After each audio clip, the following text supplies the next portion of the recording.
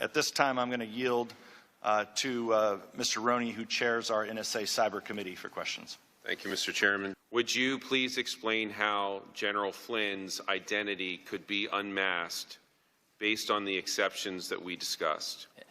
Sir, I'm not going to discuss even hypotheticals about individuals. I'm sorry.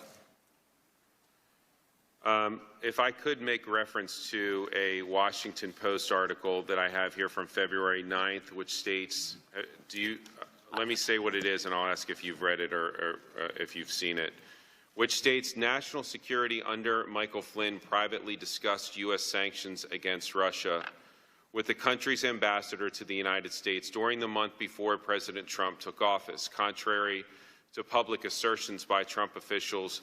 Current and former U.S. officials said.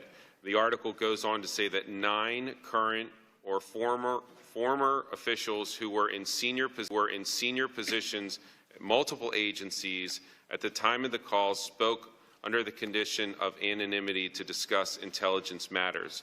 Did you read this article?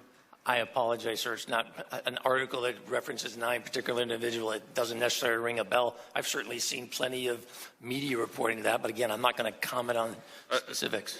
Just basically, under the breadth of that article, when we hear that 9 former current officials had spoken to the press under the condition of anonymity, and we heard Director Comey and the chairman speak of this is a potential crime, a serious crime under the Espionage Act.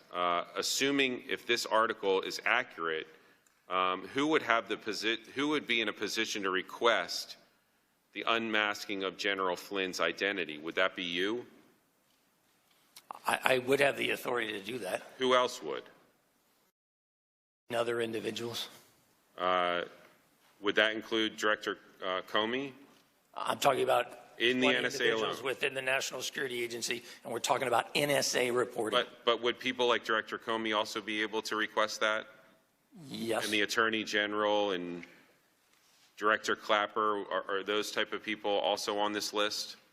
Again, I'm not going to talk. In general, yes, they would be generally able to come speaking, and ask. not with regard. Be able to come and ask. Not going to talk about the specifics of an individual or hypothetical scenarios. Well, here's what I'm trying to get at. If what we're talking about is a serious crime, as has been alleged, in your opinion, would leaking of a U.S. person who has been unmasked and disseminated by intelligence community officials, would that leaking to the press hurt or help our ability to conduct national security matters?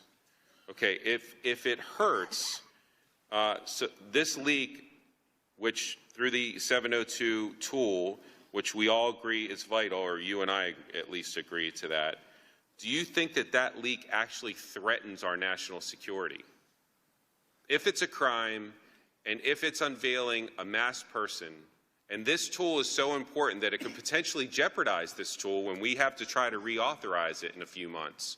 If this is used against the ability of us to reauthorize this tool, and we can't get it done because whoever did this leak, or these 9 people that did this leak, create such a stir, whether it be in our legislative process or whatever, that they don't feel confident that a U.S. person under the 702 program can be masked successfully and not leak to the press, doesn't that leak hurt our national security? Yes, sir.